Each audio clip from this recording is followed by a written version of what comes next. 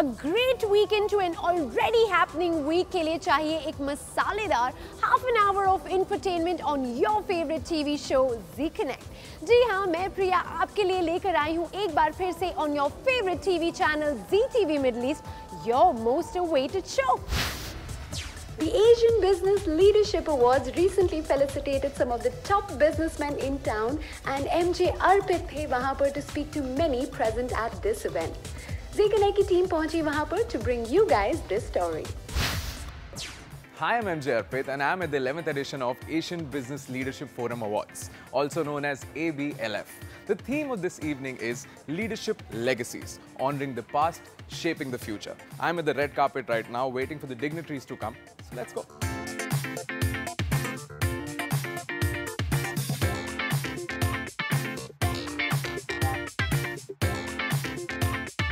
Very warm welcome to the 11th edition of ABLF. What are you expecting from tonight?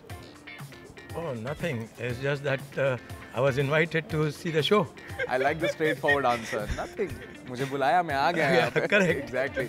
If I talk about your favorite global leader, अभी से या past से कोई भी होगा, आपका favorite leader कौन है? There are many. Ji. But because we had the Gandhi Jayanti celebrations now, and I don't think there's any leader greater than him. Agreed. You know, no money, no wealth, no ambition, nothing. Just his commitment and dedication for the nation. That's absolutely right. That makes him the best leader in the world. Thank you so much, sir. Have a lovely night and I'll see you soon. Thank you.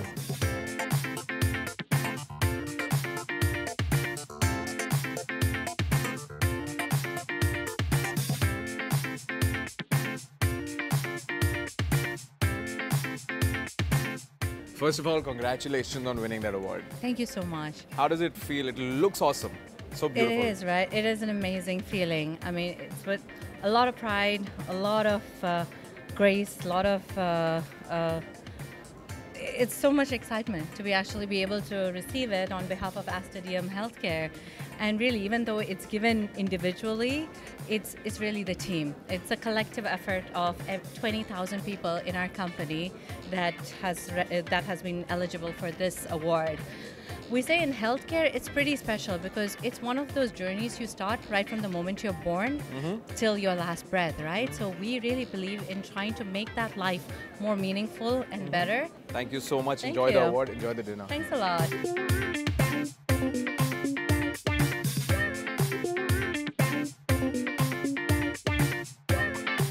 What is the highlight for you for ABLF tonight?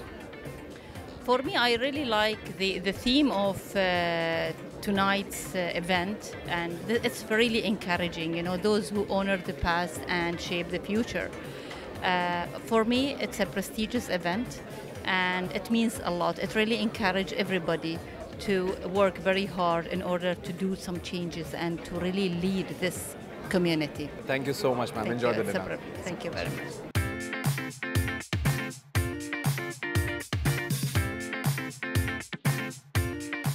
Sir, congratulations on winning the award, first of all. Many congratulations. Thank you. My compliments to ABFL. I'm honored to get the award. I think this is their 11th year going on. They are doing a great job being the Asian, bringing the Middle Eastern, the Asian community together, selecting the right type of people. So I think my congratulations to them also.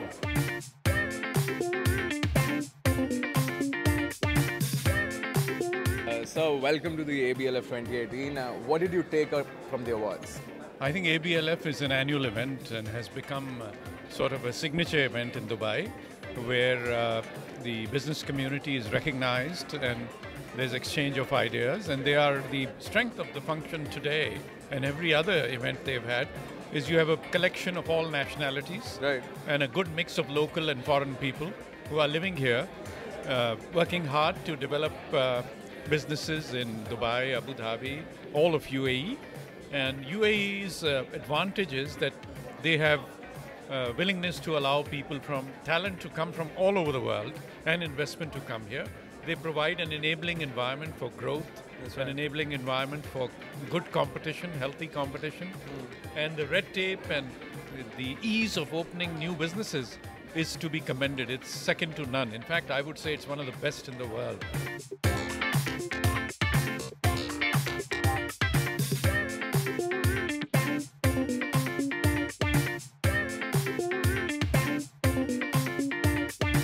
see who we found finally. Thank you. How are you feeling? Arpit, I'm feeling amazing, and thank you to Zee for being here as always for me. I have to tell you the story. Since 2007, Zee has been part of every single event we've done. That is the ABLF event. And over the last 11 years, we've grown so much. You saw what happened today. So we started as a small India-UAE event, and now we recognize 33 nations, leaders from 33 nations. So this year's event was especially important because it is the year of Zayed, the centenary year of His Highness Sheikh Zayed. And I think everybody felt the energies, which is all about compassion and benevolence and about relationships. And I think most of the leaders this time, I think they reflect those values. So I think it was an exciting event. It's something that made my heart feel full. Well, how are the challenges like, 2017 you did the same. Now you have to step it up a notch. Now 2019 you have to step it up a notch. So have you already started thinking? Because looking at you, you look like a workaholic to me. Yeah, I am a workaholic, but 2019 is already set. Our sponsors, partners, everything is set. The theme is set. Can't announce it now, but that's all set. And 2020 we have something massive. And I'm saying that this event hasn't finished. And she's already planned 2019 and 2020. And I think that's a trait of a good leader, vision. Thank you so much, Malini. Thank you. Thank you. Enjoy the dinner. Thank you so much. And I'll see you around. Absolutely. Bye. Thank you so much. Bye.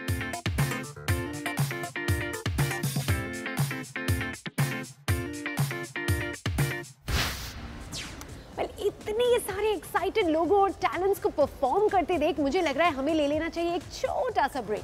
Don't go anywhere because we are coming up with something very exciting on the other side.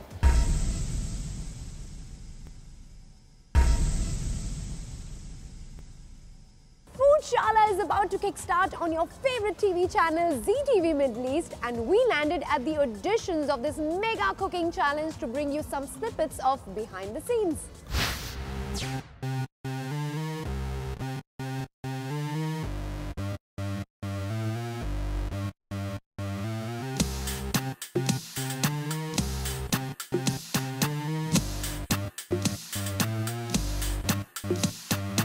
So what's really different in this year's Foodshala is actually everything. So we wanted to double everything that we've been doing in Foodshala for the past 6 years, right? So we decided to double the drama, the food, the emotion, and the only way to do it was to double the contestants. So this year is a Jodi special, and when you see these Jodis coming together, you will realize what I am saying now, right? So when two people work together, it's double the passion. Sometimes they are fighting as a team, sometimes they're rejoicing as a team, and the whole emotion that we've captured in the show is absolutely mind-blowing, and that was the whole idea. So the Jodis on the show are also very unique. Now, so these are not necessarily romantic Jodis, so it's not just restricted to husband and wife, right? So we've got a grandson and grandfather on the show. We've also got a maid and the owner of the house on the show. So we've got very weird people who've come together purely for the passion and the love of food, and I think that's what makes this show very unique as well.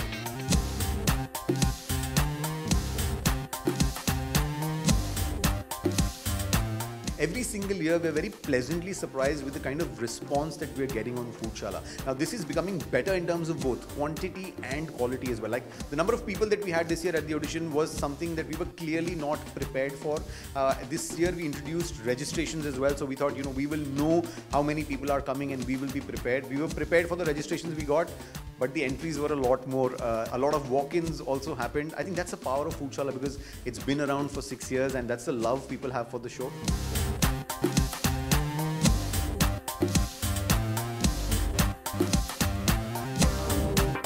So the judges on the show, we've added a new element on the show, and that was the nutrition elements. Of course, I was one of the judges. I am the nicest judge there is on the show. Then there is celebrity chef Akshay Nayyar, who's a crazy guy, knows his food, wants it his way, is very strict, very stern. He wants things his way. And then we also had celebrity nutritionist Dr. Dana. Now, Dr. Dana is a celebrity nutritionist in the Arab world. She is very good with her food, very strict when it comes to her norms of how dishes should be made. And of course, then there is the Mahaguru chef Sanjeev Kapoor. He needs no introduction. So together, this is the judging panel on the show.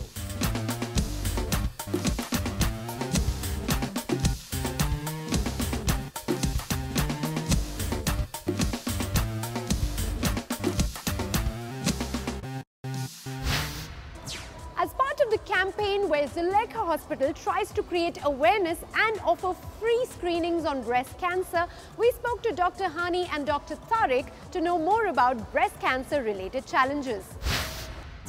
The earlier tumors are recognized and diagnosed in a woman's breast, the less surgery is needed for treatment. So when it's detected early, a lumpectomy can be performed, and then the reconstructive procedure is really minimal that's needed because the majority of the breast is still in place. Sometimes we can restore some of the volume of the breast that was removed with a lumpectomy by injecting fat from other parts of the body, like a filler. But really, because it conserves the breast, minimal reconstruction is needed. The other type of surgery that's required for breast cancer, once it's progressed beyond the initial stages and is caught later on, is called mastectomy. Mastectomy is removal of all of the breast tissue. We are nowadays seeing more patients at a younger age. The recommendations is to start screening at the age of 40. Each lady with the regular risk factors should start the screening at the age of 40. But some ladies with high risk factors, like those that might have a positive family history, like one of her relatives is already diagnosed with breast cancer, usually, especially if they're first-degree relatives, they should go for a screening at an earlier age. And we can start as early as the age of 25. But the modality of screening will be different. We usually don't use mammography as a screening tool for ladies less than the age of 40 because it will not be that accurate due to the dense nature of the breast. We do have an alternative like the ultrasound or the MRI, which we can use. So regular patients should start the screening at the age of 40. Well, I think it's important for surgeons to do a few things when it comes to educating patients. Number one, we always promote to patients the importance of a healthy lifestyle in preparing for surgery, and really not just preparing for surgery, but also working to prevent breast cancer. Because we know there's certain things that patients can do as we educate them in their own life that will both reduce their risk of breast cancer, and also, if they do develop breast cancer, make the surgery much easier to recover from. Maintaining a healthy lifestyle, being active, exercising, eating a healthy diet, non-smoking. I know, my family is originally from the Middle East. I know how common it is to smoke. I know how common obesity is in this part of the world. As it is in the United States, it's really no different. But we work hard to educate our patients that avoiding those risk factors, being more healthy, exercising, stopping smoking, eating a healthy diet, really both, as I said, reduces the risk of developing breast cancer, but also when surgery is needed because a woman has developed breast cancer, will make the recovery much, much easier. Chemotherapy, or what we call it as a doctor's cytotoxic chemotherapy, which depends on giving some medications to the patient in a combination every, let's say, 2 or 3 weeks. The aim of those cytotoxic drugs is to kill the rapid growing and developing cells in the body, which is the main characteristics of the malignant cells. But as well, there is a normal cells in our body which grow rapidly during every day, like the hair, like the membrane of or the mucosa of the GI tract. So we can say that almost chemotherapy has a side effect on every single organ of the body. So let's, as we've said, if we start with the hair, patients will lose their hair, but this will be for only the time of chemotherapy. It will grow back again. Patients will have some side effects on the GI tract, like mucositis, like oral infection with fungus, like nausea, vomiting, diarrhea, constipation. There will be a side effect on the skin. There will be hyperpigmentation. There will be a side effects on the function of the kidneys, the function of the heart, the function of the liver, those which we monitor regularly during our treatment. So mainly we can say there isn't a single part of the body which is spared from chemotherapy side effects. Here comes the new era of new targeted agents only. Before, we used to give same regimen for all women with breast cancer. Nowadays, we are able to identify subcategories and subgroups of patients which they might benefit from some targeted therapy, or what the new era also is the immunotherapy, which enhances the immune system of the body to fight the cancerous cells also.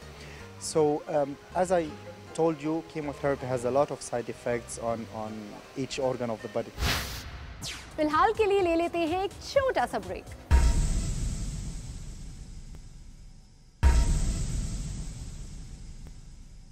Thank you so much for staying with us on Zee Connect. Wellness with Zulekha का time हो चुका है and आज हम बात कर रहे हैं with Dr. Pooja Mohan Jaisal, specialist gynecologist at the Zulekha Hospital, who will be telling us about laparoscopy in gynecology.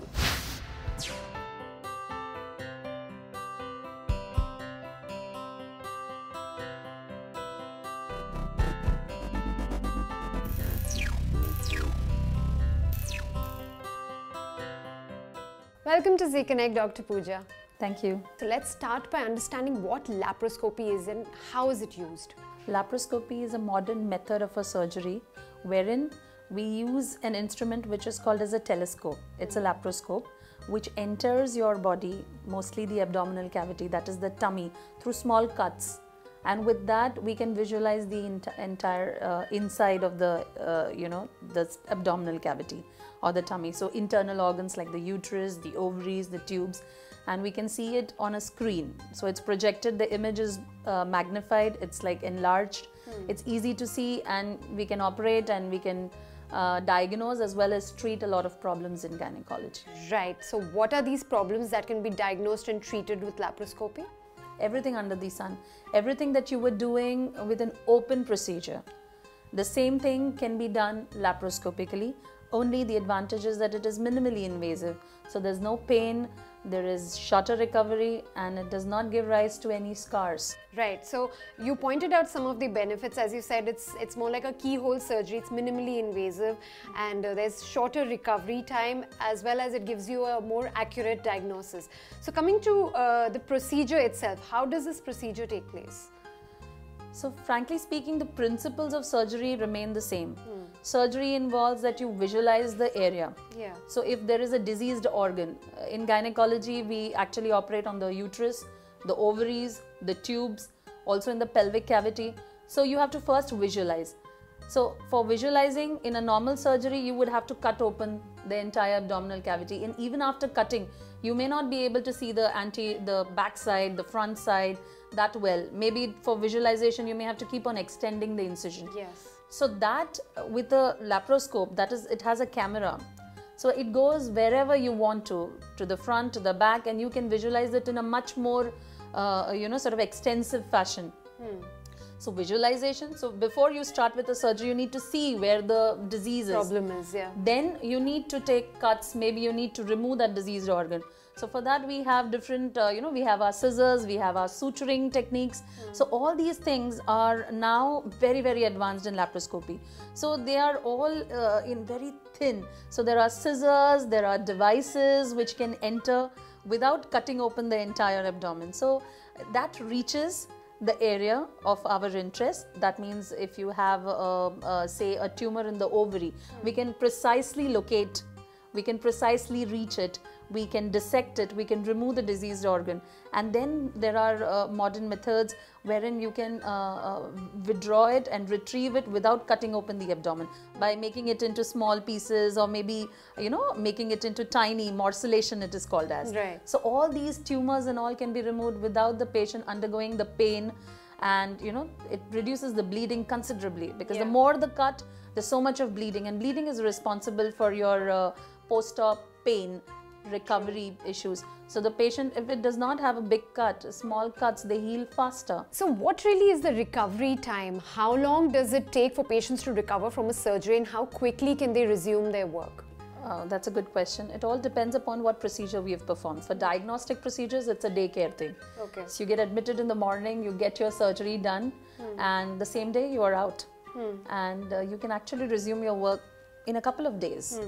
But if you have undergone extensive surgery, a major surgery, like for example, fibroids have been removed and there has been some blood loss or a hysterectomy is performed. It all depends upon how extensive the surgery is.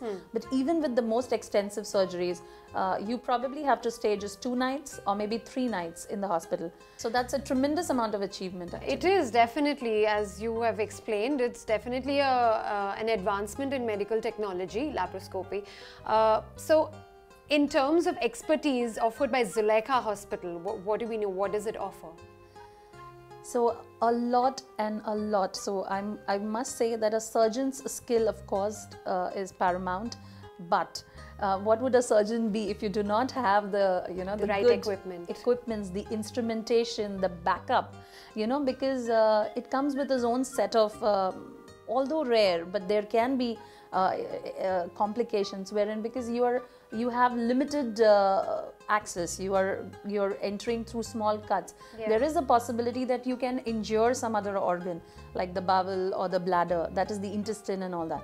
And we are dealing with energy sources. So the better the equipment, the lower is the complication rate and the better is the outcome. So in laparoscopy surgery, the advanced technology, the cutting edge technology is what matters. Here in Zulekha, we have all the latest equipment, for the dissection purpose. So dissections are easier. The control of bleeding is faster because you have hemostatic mechanisms. So these are energy based, and so I would say that it's an advantage, and I feel privileged that I am, getting a platform like this to operate. Great. Well, Dr. Pooja, thank you so much. You've really in detail explained so much about laparoscopy and clearly stated the differences and the benefits of laparoscopy versus an open surgery. So thank you so much. It was lovely talking to you. Same here. It was a pleasure, and thanks all.